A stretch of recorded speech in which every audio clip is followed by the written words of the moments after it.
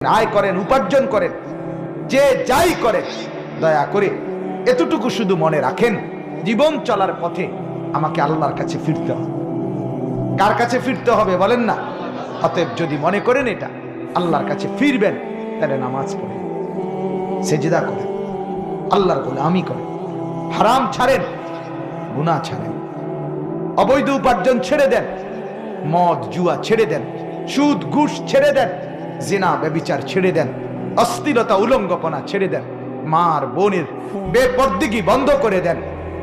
যুবক ভাই আপনারাও, তোমরাও ভাই, কলিজার সবটুকু দরদ নিয়ে বললাম, তোমরাও ভাই গুনাহ ছেড়ে দাও, ভাই গুনাহ ছেড়ে দাও।